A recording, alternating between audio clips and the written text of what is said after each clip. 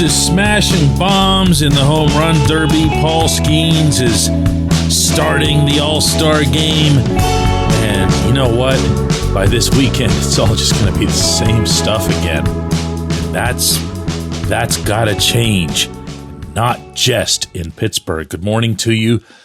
Good Tuesday morning. I'm Dejan Kovacevic of DK Pittsburgh Sports. This is Daily Shot of Pirates. It comes your way bright and early every weekday. If you're into football and or hockey, I also offer daily shots of Steelers and Penguins in the same place that you found this. Yes, Cruz was a semifinalist in the Derby last night in Atlanta, put on apparently quite a show. I didn't catch any of it, had all kinds of other stuff going on. Also not really my thing, and just generally not into skills competitions in any sport. I was, however, very much captured by some comments made earlier in the day by Rob Manfred, who is, of course, the commissioner of Major League Baseball, and who is, of course, the single most powerful individual in the game, and who will be the most pivotal figure in the upcoming labor, I can't call it a dispute in advance, can I? Labor agreement discussion talks thing, okay? But it's going to be a really, really big dispute because, as I've been telling you for years now, and I've been the only one doing that, I'm confident in saying, there's going to be a push from the owners for a salary cap system. And as I've also been telling you, if the owners want it, they'll get it. That's how these things work. That's how labor works in all forms, whether it's professional athletes or any occupation. Owners set the work rules. It's their company. With the thinking going that if you don't like the work rules, go work somewhere else.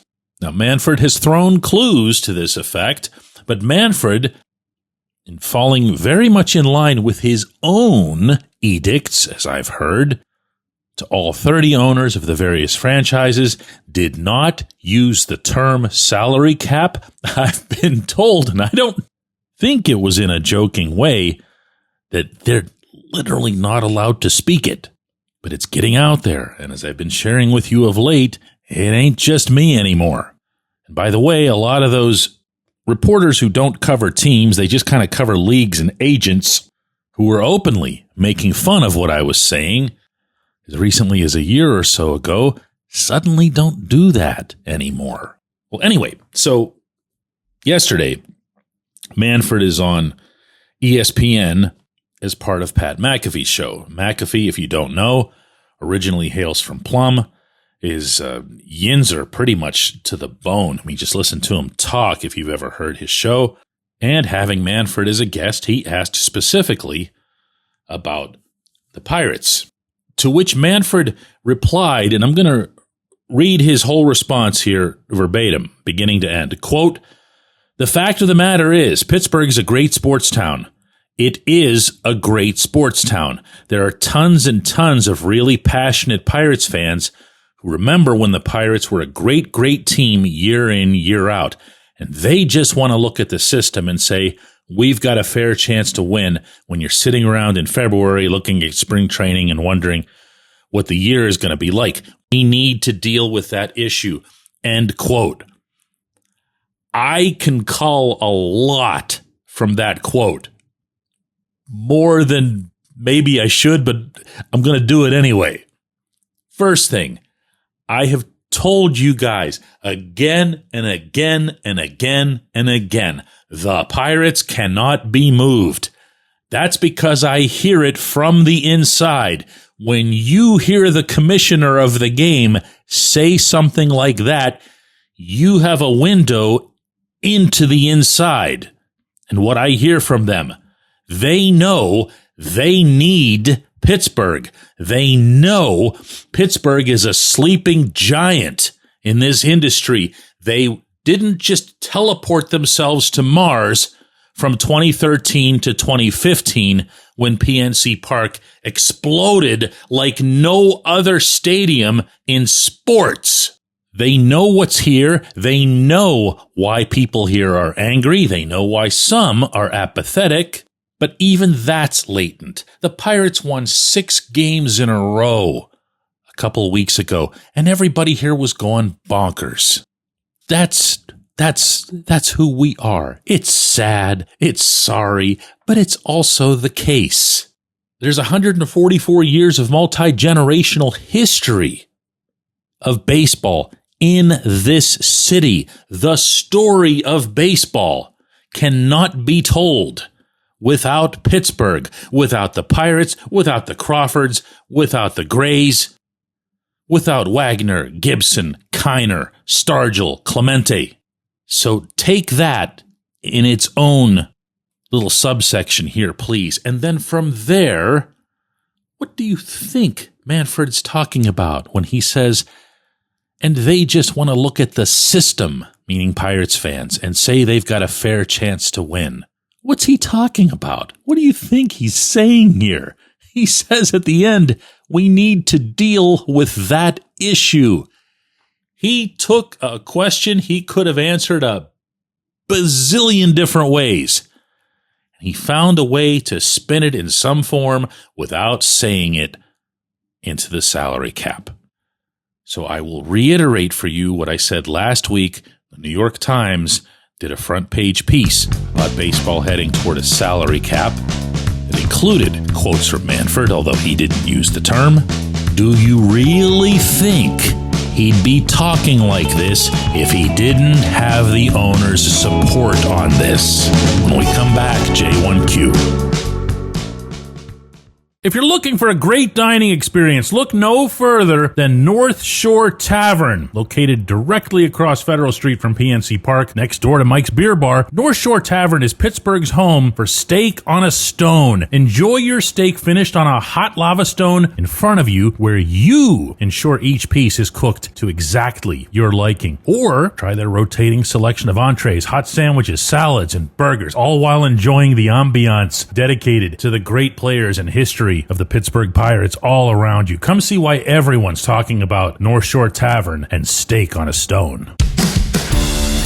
It's Gun Storage Check Week. Help prevent unwanted access to your firearms. No one wants their unsecured gun to be used in an accident, a suicide, or a crime.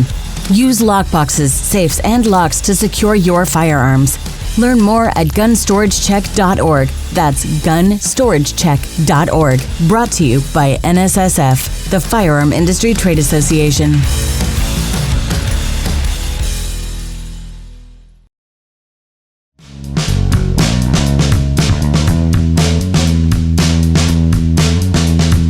Today's J1Q comes from Lucci, who says, hey, DK, assuming Major League Baseball adapts the automated ball strike system in 2026, which Pirates do you think it'll benefit the most at the plate and on the mound? Which players might do worse? I'll bet Kutch will become a 300 hitter.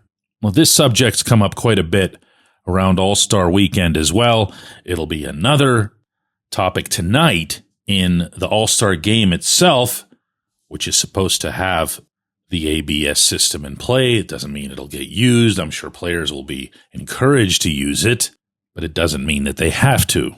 One of the really neat things about rule changes in baseball, and this was the case whenever that was a handful of years ago, they were changing up the sizes of the bases and, of course, everything to do with the pitch clock. And the only players who would know anything about it, actually the only people who would know anything about it in the initial spring training setting were the minor leaguers, both players and coaches, because they'd been through it. So you had this strange scenario where the veterans were asking all of the rookies how this is going to work.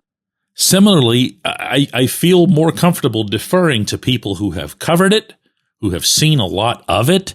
Yes, it was available in spring training, but really, I mean, what kind of jerk do you have to be to appeal balls and strikes in spring training? Not a lot of people did it. Terry Francona of the Reds specifically said, I don't want anybody doing it because I got no benefit to it with my major league players heading into a regular season where we're not going to be allowed to have it. So he didn't want that influencing their hitting or their pitching in any way, so he just said forget about it. Now, to your actual question, Kutch, presuming he continues, and he hasn't committed to that yet, meaning playing another year, Kutch would be, and you nailed this one, your best answer, because Kutch has the greatest, by far, command of the strike zone of anybody on the team. And his awareness of the zone, just his recognition, his knowledge of it, his feel for it, is going to give him a better opportunity, and I would feel more of a green light from Don Kelly to make the appeal when he feels he's right. Those aren't unlimited. You're going to have to pick your spots with those. They don't want every hitter and every pitcher or catcher challenging every pitch because the game would slow to a crawl. And there's also going to be a strategic feel, I think, in general, to the game that you really don't want to use it, for example, when there's nobody on and 2 outs in the second inning. You know what I'm saying? Like, you'd better be sure, like, it had better have bounced 4 feet outside the chalk of the far box for you to do that, because you're going to want to save it for big, big moments, in particular late in the game, a close game. So yeah, Kutch would be my choice as the hitter, and as long as we're going for easy answers, I'm going to do the same thing in the other direction and just say Paul Skeens, because his arsenal is so varied. The movement of his pitches within individual pitches can be so unpredictable and so, I try to find the right wording for this.